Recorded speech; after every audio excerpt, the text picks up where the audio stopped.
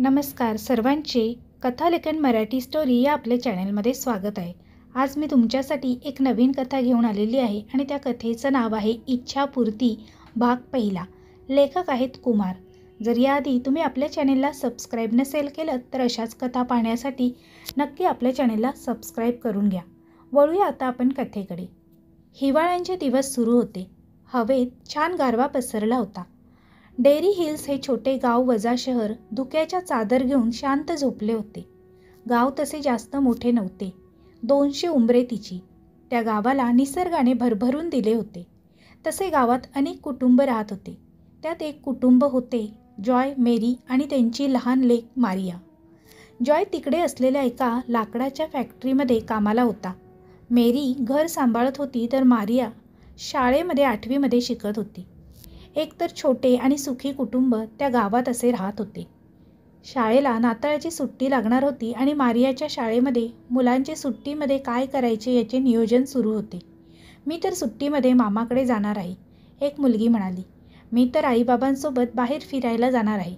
आई सांगत होती तिकडे मस्त समुद्र आहे, फिरायला नरम वाळू आहे, खेळायला छान जागा आहे, मस्त मज्जा येणार आहे। तू काय करणार मारिया? त्या मुलीने विचारले। तसे मारिया आपल्या विचारातून बाहेर आली। हां, मी पण जाणार आहे आईसोबत बाहेर। बाबा नाही येणार, त्यांना सुट्टी नाही ना मिळत। चला भेटू सुट्टीनंतर, मारिया म्हणाली आणि तिने तिकडून काढता पाय घेतला। तिला माहीत होते मागील सर्व सुट्ट्याप्रमाणे या सुट्ट्या देखील तिला इकडे काढायच्या आहेत। तरी पण आज ती बाहेर जाण्याविषयी आपल्या आईबाबासोबत बोलणार असा निश्चय करून ती घरी आली। मारिया, बेटा कसा गेला आजचा दिवस? मेरीने तिला विचारले। त्यावर ती काही न बोलता आपल्या रूममध्ये निघून गेली। मेरीसाठी तिचे हे वागणे नवीन नव्हते, कारण सलग 2 वर्ष ती सुट्ट्यांमध्ये बाहेर जाण्याचा तगादा लावत होती, जे जॉयला शक्य होऊ शकत नव्हते। त्याला कारण त्याची आर्थिक परिस्थिती होती। संध्याकाळी जॉय कामावरून घरी आला। मेरीने त्याला पाणी दिले। आज थंडी जास्त आहे, बहुधा आज पाऊस पडेल असे वाटत आहे, जॉय खिडकीतून बाहेर पाहत म्हणाला। त्यावर मेरीने काही उत्तर दिले नाही। मेरी, काही झाले आहे का? तू अशी शांत का आहेस? जॉयने तिच्याकडे पाहत तिला विचारले। मारिया, मेरी हलकेच म्हणाली। हां, तिचे काय? तब्येत ठीक आहे ना तिची? जॉयने घाबरत विचारले। पण दरवर्षीप्रमाणे यावर्षीसुद्धा हट्ट धरून बसली आहे की तिच्या मैत्रिणी जशा बाहेर जातात तसे तिला पण जायचे आहे। दुपारी आली तेव्हापासून खोलीमध्ये आहे, जेवली पण नाही पोर, मेरी भरल्या डोळ्याने आणि गळ्याने म्हणाली। मेरी, मी तरी काय करू? तुला माहीत आहे ना माझा पगार असा किती, त्यात आपले जेमतेम भागत आहे। ओव्हरटाईम करतो आणि पैसे वाचवतो आहे आपल्या मुलीच्या शिक्षण आणि लग्नासाठी।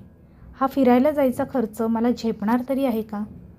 मला पण वाटते की तिच्यासोबत फिरायला जावे, तुला आणि तिला आनंदी ठेवावे, पण काय करू? माझ्या हातात जे आहे ते मी करतो आहे, भरल्या गळ्याने जॉय म्हणाला।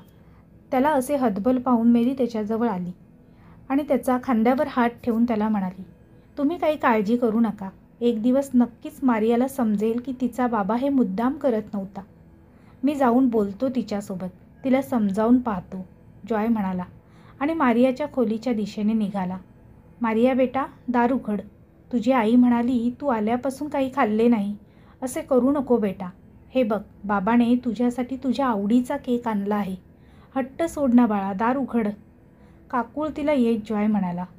नाही, पहिले तुम्ही वचन द्या की या सुट्टीमध्ये आपण बाहेर जाणार आहोत फिरायला, तर आणि तरच मी दरवाजा उघडेल, नाहीतर नाही। आतून मारियाचा आवाज आला। बाळा, यावेळी बाबाला समजून घे, पुढच्या वर्षी आपण नक्की जाऊ, तू म्हणशील तिकडे जाऊ, मग तर झाले। आता तरी दार उघड ना बाळा, रडवेल्या स्वरात जॉय म्हणाला। नाही बाबा, मागे पण तुम्ही असे बोलला होतात आणि यावेळी पण असे बोलत आहात, मारिया आतून म्हणाली। ठीक आहे, जाऊ आपण, यावेळी नक्की जाऊ, आता तरी दार उघड, जॉय काही विचार करत म्हणाला। नक्की ना बाबा? मारिया खुश होऊन म्हणाली। हो नक्की, जॉय म्हणाला आणि मारियाने दार उघडले आणि हसत हसत त्याला मिठी मारली। तिघांची जेवणे झाली। मारिया आणि मेरीने सर्व आवराआवर केली। दोघांना शुभरात्री बोलून मारिया आपल्या खोलीमध्ये जेवायला गेली। बाबा तर आता घेऊन जाणार आहे, पण मी त्यांना हे सांगायला विसरली की मला समुद्रकिनारी जायचे आहे, तिकडे असलेल्या वाळूमध्ये खेळायचे आहे, पाण्यात डुंबायचे आहे. आत्ताच सांगून येऊ का मी बाबांना, म्हणजे ते तशी तयारी करतील. एक विचार करत मारियाच्या डोक्यात आला आणि ती तडकन आपल्या बेडरूममध्ये उठून खाली तिच्या आईबाबांच्या रूमच्या दिशेने निघाली. त्यांचं दार किंचित उघडे होते, कारण आतून प्रकाशाची एक तीर बाहेर डोकावत होती. धावत ती त्याच्या रूमच्या दरवाजापाशी आली आणि आतून येणाऱ्या आवाजाने तिचे पाय थबकले. जॉय, तुम्ही हे काय केलं? जे पूर्ण होऊ शकत नाही त्याचं वचन का दिलं? मेरीने रडक्या स्वरात विचारले. मग मी काय करू मेरी? माझ्या लेकीचा आनंद मला जास्त महत्त्वाचा आहे, जॉय थोडे चिडून म्हणाली. हो, पण तिच्या आनंदासाठी पैसे येणार कुठून? आधीच तुमचा तोकडा पगार ओव्हरटाईम केला जातो, तेव्हा कुठे घर नीट भागले जाते. आणि आता बाहेर जायचे, याला पैसे येणार कुठून जॉय? मेरीने थोडे चिडून विचारले. ते मी बंदोबस्त करेन. मी हे घर गहाण ठेवेन, नाहीतर स्वतःला विकून टाकेन. पण माझ्या लेकीचा आनंद मी हिरावून घेणार नाही, जॉय भरल्या गळ्याने म्हणाला. घर गहाण ठेवले तर सोडवता येणार नाही जॉय. आणि नंतर तिचे शिक्षण, तिचा विवाह याचा विचार केला आहे का? ते सर्व जाऊ दे. घर गेले तर आपण राहायचे कुठे, हा विचार केला आहे का? मेरीने चिडून विचारले. या सर्वचा विचार मी केला नाही. आपण तिला घेऊन या सुट्टीमध्ये बाहेर जातो आहे हे ठरले आहे, जॉय म्हणाला आणि त्याने दिवा बंद केला. बाहेर उभी राहून मारिया सर्व ऐकत होती. तिला परिस्थितीची जाणीव आता झाली होती. तिच्या हट्टापुढे तिचे बाबा काय करू शकत होते आणि त्याचे तिच्यावर किती प्रेम होते ते तिने पाहिले. आणि भरलेल्या डोळ्याने ती आपल्या रूममध्ये आली. रात्री रडत रडत तिला कधी झोप लागली तिचे तिला समजले नाही. दुसऱ्या दिवशी सकाळी ब्रेकफास्टसाठी ती टेबलवर आली तेव्हा तिचे डोळे सुजल्यासारखे वाटत होते आणि चेहराही उतरला होता. बेटा, काय झाले? रात्री झोप लागली नाही का? नीट चेहरा बघ कसा उतरला आहे आणि डोळे पण सुजले आहेत. मेरी मारियाच्या डोक्यावर हात फिरवत तिला म्हणाली. कशी झोपणार मेरी? रात्री जाऊन तिने कुठे जायचे याचे प्लॅनिंग केले असेल ना? सांग बेटा, कुठे जायचे आहे तुला? जॉयने तिला विचारले. कुठे जायचे आहे तुला फिरायला? जॉय ही उत्साहात तिला विचारत म्हणाला. बाबा मला माफ करा, पण मला फिरायला नाही जायचे. मारियाच्या डोळ्यात अश्रू जमा होत होते. काय झाले बेटा, सर्व ठीक आहे ना? का नाही जायचे तुला? आई काही बोलली का तुला? जॉयने मेरीकडे पाहत विचारले. नाही बाबा, आई काही नाही बोलली, पण काल रात्री मी तुमच्या दोघांचे बोलणे ऐकले. काल मी तुम्हाला कुठे जायचे हे सांगायला आले होते, तेव्हा तुमचे सर्व बोलणे माझ्या कानावर पडले. आणि पुढे मारिया काही न बोलता जॉयला मिठी मारून रडू लागली आणि त्याची माफी मागू लागली. ए वेडाबाई, असे रडू नकोस. हे बघ, तुझा बाप एवढा पण लाचार नाही की लेकीचे स्वप्न पूर्ण करू शकत नाही. तू काही काळजी करू नकोस, आपण जाऊ. जॉय तिची पाठ थोपटत तिला म्हणाला. नाही, नको बाबा, मी मोठी होईन, खूप शिकेन आणि मग तुम्हाला आणि आईला समुद्रकिनारी फिरायला घेऊन जाईन. मारिया त्या दोघांनाही म्हणाली. किती समंजस आहे माझी पोर, असे बोलून जॉयने तिच्या कपाळाचे चुंबन घेतले. मग आता सुट्टीमध्ये काय करणार तू? मेरीने आपले डोळे पुसत तिला विचारले. मी पुस्तक वाचणार, TV पाहणार आणि वेळ मिळाला तर तुला मदतही करणार, मारिया हसत म्हणाली आणि ते सर्वजण एकत्र हसू लागले. शाळेला सुट्ट्या सुरू झाल्या होत्या. बर्फाची वर्षासुद्धा होऊ लागली होती. लोक कमीत कमी घराच्या बाहेर पडत होते. प्रत्येकजण आपल्या परिवारासोबत येणाऱ्या नाताळाच्या सणाच्या तयारीला लागला होता. जॉय आणि मेरीसोबत मारिया देखील नाताळाच्या सणाची खरेदी करण्यासाठी बाहेर पडली होती. गावात दुकाने लागली होती. नाताळसाठी लागणारे झाड, त्याच्यावर सजावट करण्याची सामान, भेटवस्तू यांनी दुकाने सजली होती. रंगीबेरंगी दिव्याच्या माळा, चांदणीच्या आकाराचे आकाशकंदील, भगवान येशू आणि मारियम यांच्या प्रतिकृती तसेच तसबिरी होत्या. खाण्याचे अनेक जिन्नस होते. एक दुकान करत ते तिघेही सामान खरेदी करत होते. आई, मला माझ्यासाठी काही खेळणी हवी आहेत, मी घेऊ का? मारियाने विचारले. नाही खेळणी खेळायला तू काही आता लहान नाही आहेस, मेरी हलकेच आणि चिडून तिला म्हणाली. मेरी, असू दे ना, लहान आहे ती अजून, एवढी पण मोठी नाही आहे. मारिया, जा बाळा, तुला जे काही हवे असेल ते घे आणि घेऊन समोरच्या त्या उपहारगृहात ये. आज आपण बाहेर जेवण जेवूनच जाऊ. असे बोलून जॉयने तिच्या हातात काही पैसे दिले. जॉय, तुम्ही ना अगदी बिघडून टाकलं आहात तिला, मेरी चिडून जॉयला म्हणाली. मेरी ठीक आहे ना, तिने आपल्याला समजून घेतले ना. आता आपली बारी. जा बाळा, घेऊन ये, जे हवे ते घेऊन ये तुला, जॉय तिला म्हणाला आणि मेरीला घेऊन तो समोरच्या दुकानात शिरला. हातात पैसे घट्ट धरून मारिया खेळणी पाहत होती. तिला त्या पैशाची किंमत समजली होती. त्यामुळे ती जे काही घेणार होती ते विचार करूनच घेणार होती. खेळण्याची 3-4 दुकानं ती फिरली, पण तिला कोणतेच खेळणे आवडले नाही. रस्त्याच्या शेवटी एक जख्ख म्हातारा बसला होता. डोक्यावर राखाडी कानटोपी, चेहऱ्यावर सुरकुत्याचे जाळे बसले होते. त्याचे खोल गेलेले निळे डोळे मारियावर रोखले होते. त्याची सफेद राठ दाढी आणि मिशीवर हात फिरवत तो तिच्याकडे पाहत होता. त्याने त्याच्या समोर एक लाल कपडा अंथरला होता, ज्यावर एक काळपट पडलेली सांताक्लॉजची छोटी प्रतिमा होती. लाल टोपी, तिला सफेद रंगाचे फर, सफेद केस, सफेद दाढी मिशी, चेहऱ्यावर एक हसू ज्याने त्याचे दोन्ही गाल लाल झाले होते. अंगात तोच लाल रंगाचा गणवेश, ज्याच्या शेवटी सफेद फर होता. त्याने दोन्ही हाताने मागे एक झोला पकडला होता, जो लाल रंगाचा होता. ती 1 ते 1.5 फुटाची एकच मूर्ती घेऊन तो बसला होता. मारियाने एकदा त्या म्हाताऱ्याकडे पाहिले आणि यंत्रवत ती त्याच्या दिशेने चालू लागली. आजूबाजूला होणारा आवाज, माणसे, गोंधळ तिला कशाचेच भान उरले नव्हते. आणि जेव्हा ती भानावर आली तेव्हा ती त्या म्हाताऱ्याच्या समोर उभी होती. पोरी, मला माहीत आहे तुझ्या मनात अनेक सुप्त इच्छा आहेत आणि त्या पूर्ण करण्यासाठी मी तुला इकडे बोलावले आहे, तो म्हातारा आपल्या कापऱ्या आवाजात म्हणाला. मारिया फक्त त्याच्याकडे पाहत होती. तिला काही समजत नव्हते ती इकडे कशी आली आणि कधी आली. ती त्या म्हाताऱ्याला पाहून घाबरली आणि मागे वळून पळू लागली. तसा तो म्हातारा तिला म्हणाला, थांब पोरी, जाऊ नकोस. माझ्याकडे असे काही आहे ज्याने तुझ्या सर्व इच्छा पूर्ण होतील. त्याचे ते शब्द ऐकून तिचे पाय थांबले आणि ती मागे वळली. खरंच असे काही आहे का तुमच्याकडे? भाबड्या आशेने तिने त्या म्हाताऱ्याला विचारलं. हो, हे घे, असे बोलून त्याने समोर ठेवलेला तो थोडा काळा झालेला सांताक्लॉज तिच्या समोर धरला. ह्याचे मी काय करू? हा तर मातीचा आहे.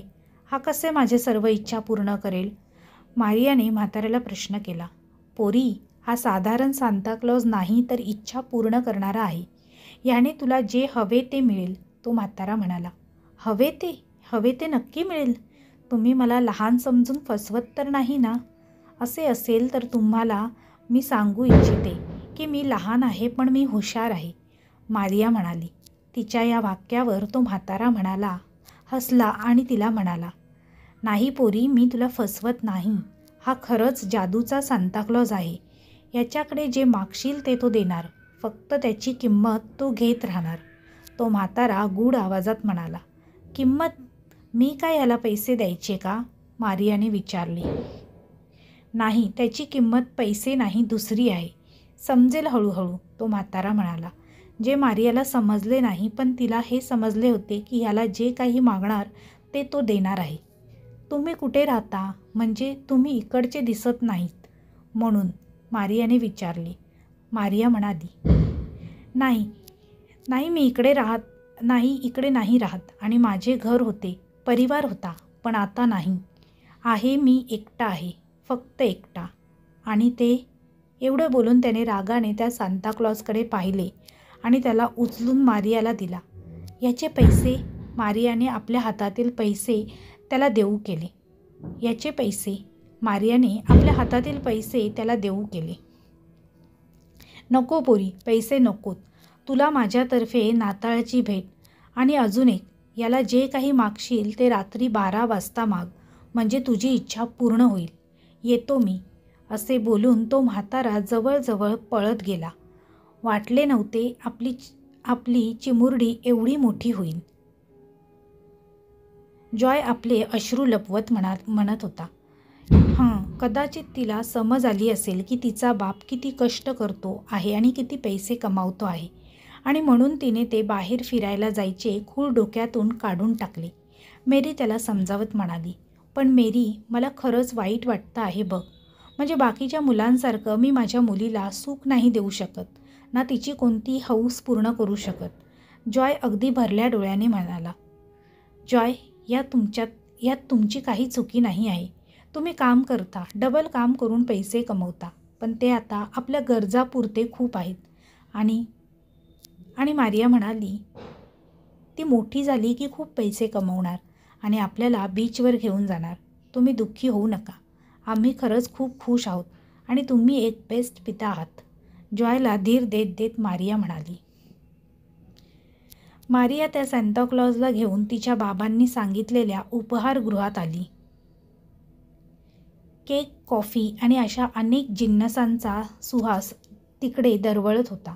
ते उपहारगृह माणसांनी आणि त्यांचा आवाज, गोंधळ आणि हशाने अगदी भरून गेले होते. कोणी परिवारासोबत आले होते तर कोणी मित्र एकत्र गप्पा मारत बसले होते. मारिया आत शिरली आणि 1-2 टेबल पाहून तिला जॉय आणि मेरी दिसले. तसे ती झपझप पावले टाकत त्यांच्या दिशेने निघाली. मारिया, बाळा, तुला हवे ते गिफ्ट मिळाले का? मेरीने मारियाला विचारले. नाही, मला तिकडे काहीच जास्त आवडले नाही, मारिया म्हणाली. खरी, पण मनातून तिला द्यायचे नव्हते, कारण तिला तिच्या बाबांची परिस्थिती माहीत होती. आज जर तिने काही घेतले नाही आणि पैसे वाचवले तर उद्या तेच पैसे तिच्या किंवा तिच्या बाबाच्या कामी येतील. तिने आपल्या हातातील ती सांताक्लॉज लहान मूर्ती तिकडे टेबलवर ठेवली. मेरीचे लक्ष त्या मूर्तीकडे गेले. तिला पहिल्यांदा त्या मूर्तीमध्ये काहीतरी वेगळे आहे असे जाणवले. मारिया, बाळा, ही मूर्ती? एक नजर त्या मूर्तीकडे पाहत मेरीने विचारले. अगं आई, त्याची की नाही एक गंमत झाली.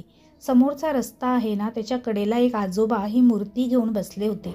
त्यांनी मला ही मूर्ती दिली, मारिया म्हणाली आणि ती आपल्या हातातील मेनू कार्ड पाहू लागली. मारिया, असे अनोखी माणसांकडून काही घ्यायचे नाही असे सांगितले होते ना तुला, मेरी थोडी चिडून म्हणाली आणि पुन्हा ती त्या मूर्तीला निरखून पाहू लागली. मेरी, ठीक आहे, एवढी चिडू नकोस, एक मूर्ती तर आहे. चला आता पटकन ऑर्डर करा, घरी लवकर जाऊन बाकीची तयारीसुद्धा करायची आहे, जॉय म्हणाला. तसे मेरीने त्या मूर्तीला तिकडे टेबलवर ठेवले, पण त्यावेळी त्या मूर्तीच्या चेहऱ्यावरील हसूमध्ये थोडा फरक झाला होता. ते लांबलचक हसू आता कुत्सित वाटत होते. तिघे जेवण उरकून घरी आले आणि जॉय घर सजवण्याच्या तयारीला लागला, तर मारिया त्याला मदत करू लागली. तिने ती सांताक्लॉजची मूर्ती आपल्या कपाटामध्ये कपड्याच्या मागच्या बाजूला ठेवली होती. म्हाताऱ्याने दिलेल्या त्या मूर्तीमध्ये असे आहे तरी काय नक्की? खरंच ती इच्छा पूर्ण करत असेल का? आणि हे खरे असेल तर तिची किंमत काय असेल? काय असेल त्या मूर्तीमागे दडलेले रहस्य? हे पाहण्यासाठी या कथेचा दुसरा भाग लवकरच आपल्या भेटीस येणार आहे. तोपर्यंत जर तुम्हाला हा भाग आणि ही कथा आवडली असेल तर कमेंटद्वारे कमेंट करून नक्की कळवा. तसेच ही कथा आवडली असेल तर कथेला लाईक करा आणि त्याचप्रमाणे शेअर करा. तसेच तुमच्या मित्रपरिवारांसोबत शेअर करायला विसरू नका. आमचा कथालेखन मराठी स्टोरी हा चॅनल आवडला असेल तर चॅनेलला सबस्क्राईब करा. तसेच बेल आयकॉनवर ओकेवर सेट करा, जेणेकरून तुम्हाला नवनवीन व्हिडिओचे नोटिफिकेशन लगेचच मिळतील. पुन्हा भेटूया अशीच एक नवीन आणि सुंदर अशी कथा घेऊन. तोपर्यंत सर्वांना धन्यवाद. Bye bye.